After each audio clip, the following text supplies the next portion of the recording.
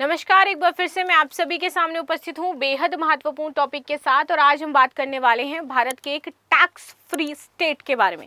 देखिए, हम सभी को टैक्स देना पड़ता है। जब भी बजट आता है तो हमारे सबकी निगाहें होती है भैया कि इस बार टैक्स स्लैब में क्या बदलाव हुआ है, कितनी छूट दी जा रही है। लेकिन इस राज्य के लोगों को टैक्स पे ही नहीं करना पड़ता है और ना ही उनको टैक्स से लेकर के कोई समस्या उत्पन्न होती है। तो चलिए इसी राज्य के बारे में जानेंगे। इस राज्य को आखिर टैक्स देना क्यों नहीं पड़ता, यानी कि यहाँ के जितने भी लोग हैं वो टैक्स नहीं देते। आखिर क्यों नहीं देते हैं, क्या इसके पीछे का रीजन है, चलिए ये समझ लेते हैं। आप में से कितने सारे लोगों को पता था कि भारत में भी एक ऐसी जगह है जो टैक्स फ्री है पूरी तरीके से। अगर आप यहाँ के निवासी हो तो आपको 1 रुपया भी, भले ही आप अरबपति हो, मिलीनियर हो, आपको 1 भी रुपया टैक्स के रूप में नहीं देना पड़ेगा। राइट। सो भारत का एकमात्र राज्य जहां लोग नहीं देते हैं इनकम टैक्स। वजह जानेंगे इसकी, क्यों ऐसा होता है। सो भारत में आयकर यानी कि इनकम टैक्स चुकाना टैक्स स्लैब में आने वाले हर नागरिक की जिम्मेदारी होती है। हर साल जब भी केंद्रीय बजट पेश किया जाता है तो सभी की निगाहें इस बात पर टिकी होती है कि शायद सरकार इस साल टैक्स स्लैब में कुछ कमी कर दे और हमें थोड़ा सा फायदा हो जाए। लेकिन यह कोई ज़रूरी नहीं है कि हर साल टैक्स स्लैब में बदलाव हो या फिर लोगों को इससे राहत ही मिले, क्योंकि टैक्स के दायरे में आने वाले लोग अपनी कमाई का एक तय हिस्सा देंगे ही देंगे टैक्स के रूप में। लेकिन भारत में एक राज्य ऐसा भी है जहां से सरकार कोई टैक्स वसूल नहीं सकती है, क्योंकि ऐसा ऑलरेडी है कि वहां से आपको टैक्स स्लैब से बाहर रखा जाएगा और इसी बेसिस पे वो इंडिया का स्टेट है, वरना इंडिया का स्टेट भी नहीं होता वो, अगर ये वाली जो टैक्स स्लैब की छूट नहीं मानी गई होती इंडियन गवर्नमेंट के द्वारा। ठीक है, तो इनको टैक्स स्लैब से बाहर रखा जाता है। आइए जानते हैं किस राज्य में है। तो भारतीय आयकर अधिनियम की धारा 10(26)(a) के तहत पूर्वोत्तर का राज्य सिक्किम भारत का एकमात्र ऐसा राज्य है जो टैक्स फ्री है। सिक्किम में किसी भी तरीके का टैक्स पे नहीं करना पड़ता है। तो क्या अगर आप लोग सिक्किम जाते हो और वहां से कोई सामान खरीदते हो तो वहां सामान के ऊपर तो आप लोग टैक्स दे करके आते हो, लेकिन उन लोगों को कोई भी अपनी टैक्स स्लैब से स्लैब वैसा टैक्स नहीं देना होता है, लेकिन सामान पे टैक्स तो वो भी पे करते होंगे, लेकिन पर्टिकुलर ऐसा नहीं कि वो जीएसटी फाइल करेंगे। तो उनके लिए ये सारी चीजें नहीं है भाई। ठीक है, सिक्किम 330 से ज्यादा सालों तक पूर्ववर्ती रियासत है उसका हिस्सा हुआ करता था, लेकिन 1975 में इसका भारत में विलय हो जाता है। अब इस वजह से ये भारत का 22वां राज्य बन गया था।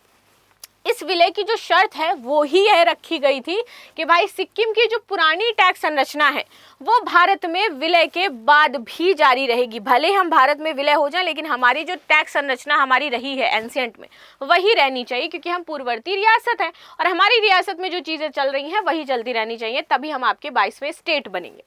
सिक्किम की कर नियमावली की माने तो यहाँ के नागरिकों को उनकी इनकम की बिना परवाह किए कोई भी टैक्स नहीं देना पड़ता है। आगे बात करते हैं, भारतीय संविधान के तहत मिली है छूट। साल 2008 में शुरू की गई आयकर की धारा 10(26)(a) की माने तो सिक्किम में रहने वाले किसी भी स्रोत से या राज्य में रहने वाले किसी भी व्यक्ति को कमाई या फिर ब्याज के जरिए किसी भी इनकम टैक्स को भुगतान नहीं करना होता है। इसमें पूरी तरीके से इनको छूट है। अब देखो किनको छूट है ये भी जान लो, ऐसा नहीं सिक्किम के हर नागरिक को ही है। अगर कोई शख्स जो 26 अप्रैल 1975 तक सिक्किम का अधिवासी रहा हो उसे टैक्स का भुगतान नहीं करना पड़ेगा, सिर्फ उनके लिए छूट है। तो ये क्राइटेरिया है। आगे बात करते हैं, कब नहीं लागू होता है ये नियम।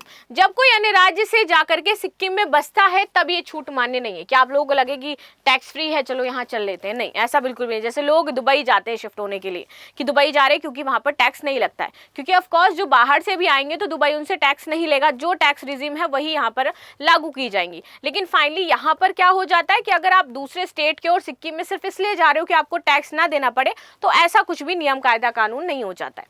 अगर कोई सिक्किम का निवासी है और वह किसी दूसरे राज्य में जाकर के कमाई कर रहा है तो उसे टैक्स देना पड़ेगा। अब देखो, अगर वो पर्टिकुलर सिक्किम का है और वो दूसरे स्टेट चला गया है, वहां पे काम कर रहा है, वहां पे रह रहा है, तो भी उसको टैक्स पे करना पड़ेगा। यानी कि सिर्फ किस स्थिति में टैक्स नहीं देना है, जब तुम सिक्किम में ही हो, सिक्किम में तुम्हारा बिजनेस है, सिक्किम में ही रह रहे हो, सिक्किम में कमा रहे हो, सिक्किम में खा रहे हो, तो ही आपको टैक्स नहीं देना है। सिक्किम के बाहर जाओ या सिक्किम से अंदर आओ, दूसरे स्टेट के लोग अंदर आएंगे तो टैक्स देंगे, और सिक्किम का कोई पर्सन दूसरे स्टेट में शिफ्ट होगा तो भी वो टैक्स देगा।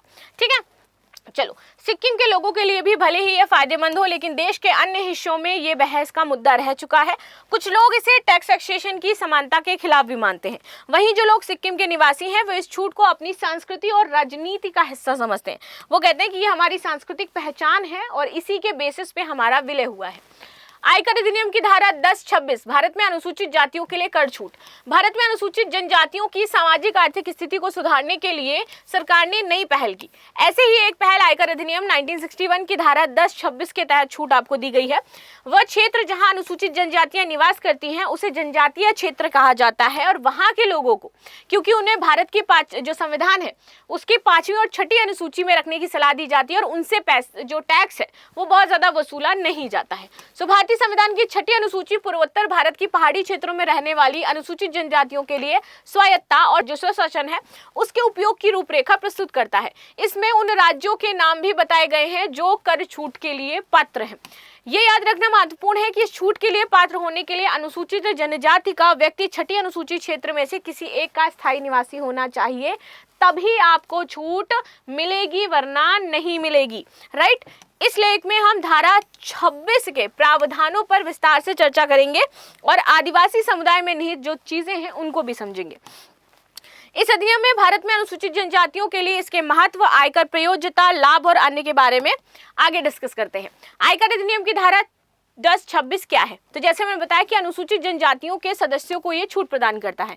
इस अधिनियम में आपका त्रिपुरा, मिजोरम, मणिपुर, नागालैंड, असम, अरुणाचल प्रदेश और साथ ही साथ जम्मू कश्मीर और लद्दाख के रहने वाले जो अनुसूचित जनजातियां हैं वो आपकी शामिल हो जाती हैं और इनको यहाँ पर छूट प्रदान करी जाती है। तो ये थी सारी चीजें जो हमने डिस्कस करी कि कौन कौन से क्षेत्र आएंगे, किन किन लोगों को छूट दी जाएगी और किन परिस्थितियों में ये छूट उनको नहीं मिलेगी। सो ये थी न्यूज जो हमने डिस्कस करी। मिलते हैं नेक्स्ट क्लास में, तब तक के लिए धन्यवाद। लाइक शेयर सब्सक्राइब करना बिल्कुल भी ना भूलें and thank you so much.